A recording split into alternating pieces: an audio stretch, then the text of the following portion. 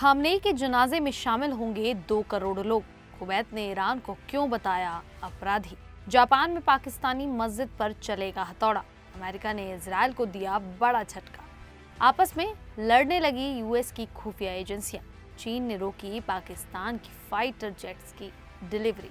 नमस्कार, मेरा नाम है शालिनी और आप देख रहे हैं द न्यूज़ 50। स्वागत है आपका हमारे खास प्रोग्राम दुनिया के हालचाल में। चलिए नजर डालते हैं इन बड़ी खबरों पर विस्तार से।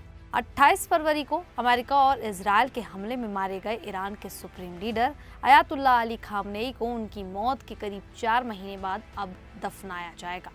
बताया गया है कि उन्हें उनकी अंतिम इच्छा के अनुसार ईरान के मशहद शहर में इमाम रजा के पवित्र दरगाह परिसर के पास दफन किया जाएगा।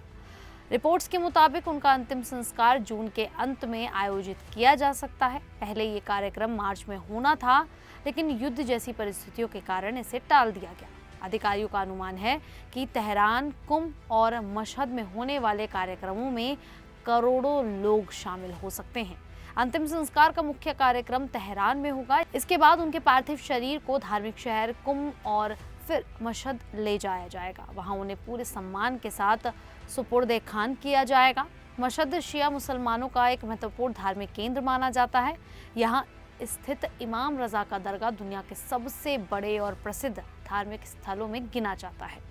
हर साल लाखों श्रद्धालु यहाँ आते हैं। अधिकारियों का कहना है कि इतनी बड़ी भीड़ को संभालना एक बड़ी चुनौती होगी, इसीलिए सुरक्षा और व्यवस्था के लिए विशेष तैयारियां की जा रही है। एक अनुमान लगाया जा रहा है कि लगभग उनके जनाजे में 2 करोड़ तक लोग शामिल हो सकते हैं, उससे ज़्यादा भी आ सकते हैं। तो वहीं दूसरी ओर कुवैत ने ईरान पर अपने मुख्य अंतर्राष्ट्रीय हवाई अड्डे पर ड्रोन हमले करने का गंभीर आरोप लगाते हुए इसे एक क्रिमिनल ईरानी एग्रेशन यानी कि अपराधी ईरानी आक्रामकता बताया है। बुधवार सुबह हुए इस हमले में कुवैत इंटरनेशनल एयरपोर्ट के टर्मिनल 1 को भारी नुकसान हुआ, जिसमें एक कुवैती नागरिक की मौत हो गई और 12 लोग घायल हुए।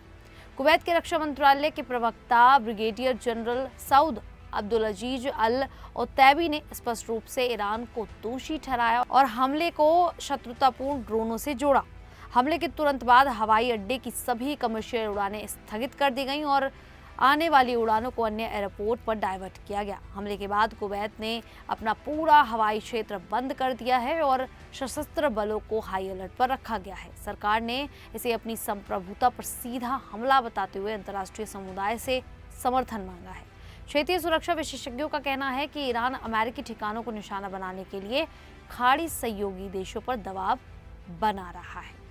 वहीं जापान के कावाकोए शहर में बनी एक मस्जिद को लेकर विवाद सामने आया है। स्थानीय प्रशासन ने इस मस्जिद को हटाने का आदेश दिया है। अधिकारियों का कहना है कि मस्जिद का निर्माण बिना जरूरी सरकारी अनुमति के किया गया था, जो जापान के स्थानीय कानूनों का उल्लंघन है।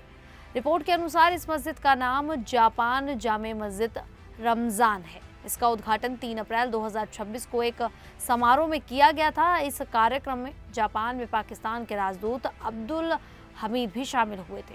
हालांकि विवाद बढ़ने के बाद पाकिस्तानी दूतावास ने स्पष्ट किया कि उन्हें बताया गया था कि निर्माण के लिए सभी जरूरी अनुमतियां पहले ही ली जा चुकी हैं।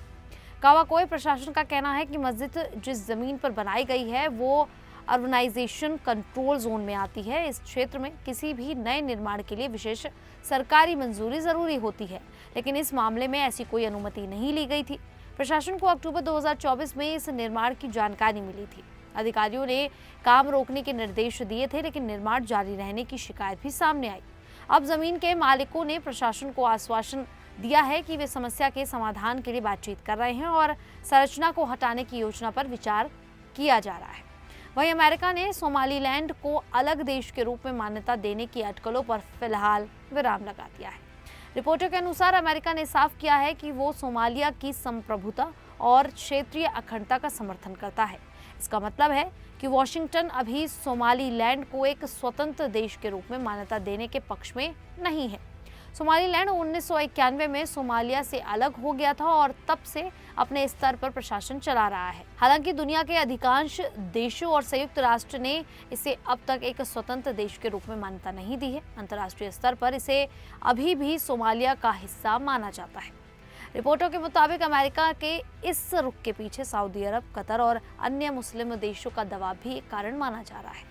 अमेरिकी विदेश विभाग ने कांग्रेस को दी गई जानकारी में कहा है कि अमेरिका के सोमालीलैंड के साथ अच्छे संबंध हैं, लेकिन वो सोमालिया की एकता और अखंडता का सम्मान करता है। बताया जा रहा है कि सोमालीलैंड के कुछ नेता अंतर्राष्ट्रीय मान्यता हासिल करने के लिए विभिन्न देशों से संपर्क कर रहे हैं। वहीं अमेरिका का मानना है कि क्षेत्र में स्थिरता बनाए रखने के लिए फिलहाल सोमालिया की एकता को समर्थन देना अधिक उचित होगा। इस मुद्दे पर आगे क्या फैसला होता है, इस पर दुनिया की नजर बनी हुई है। वहीं आपको ये बताएं कि अमेरिका की दो बड़ी खुफिया एजेंसियों CIA और office of the director of national intelligence के बीच पिछले कुछ समय से मतभेद की खबरें सामने आ रही हैं। रिपोर्ट के अनुसार दोनों एजेंसियों के बीच खुफिया जानकारी साझा करने और कुछ महत्वपूर्ण रिपोर्टों पर काम करने को लेकर विवाद बढ़ गया है। बताया जा रहा है कि ये तनाव फरवरी 2025 में तुलसी गवार्ड के डायरेक्टर ऑफ नेशनल इंटेलिजेंस बनने के बाद से शुरू हुआ। सूत्रों के मुताबिक ईरान से जुड़े कुछ खुफिया आकलनों में CIA की भागीदारी पहले की तुलना में कम हो गई थी।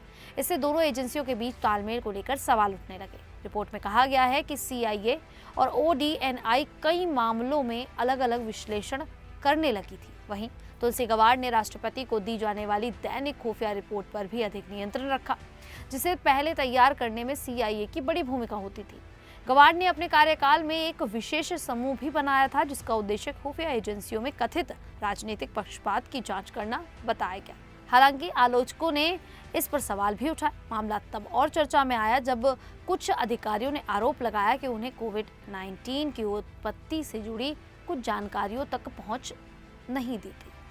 इसके बाद जांच शुरू की गई। फिलहाल इस पूरे मामले की समीक्षा चल रही है और ये देखना बाकी है कि जांच में क्या निष्कर्ष निकलता है।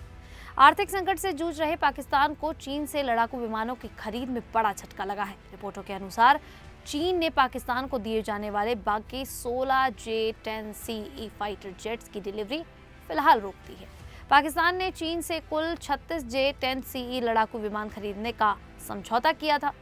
इनमें से 20 विमान पहले ही पाकिस्तान को मिल चुके हैं, लेकिन बाकी विमानों की डिलीवरी के लिए पाकिस्तान को तय किश्तों का भुगतान करना था, जो समय पर नहीं कर सका। बताया जा रहा है कि पाकिस्तान विदेशी मुद्रा की कमी, बढ़ते कर्ज और आर्थिक दबाव का सामना कर रहा है। इसी वजह से भुगतान में देरी हुई है। इसके बाद चीन ने शेष विमानों की आपूर्ति रोक दी है। J-10CE चीन का आधुनिक 4.5 पीढ़ी का लड़ाकू विमान है। इसमें आधुनिक रडार, उन्नत तकनीक और लंबी दूरी की मिसाइलें लगाने की क्षमता है। पाकिस्तान ने इस विमान को अपनी वायुसेना को मजबूत बनाने की योजना का महत्वपूर्ण हिस्सा माना था। अब डिलीवरी रुकने से उसकी सैन्य योजना पर असर पड़ सकता है। खैर, अब इस पूरे मामले को लेकर आप लोगों की क्या राय है, आप हमें कमेंट करके जरूर बताइएगा। अभी के लिए इतना ही, फिर हाजिर होंगे ऐसे ही देश और दुनिया से जुड़ी बड़ी खबरों के साथ। तब तक के लिए देखते रहिए द न्यूज़ 15।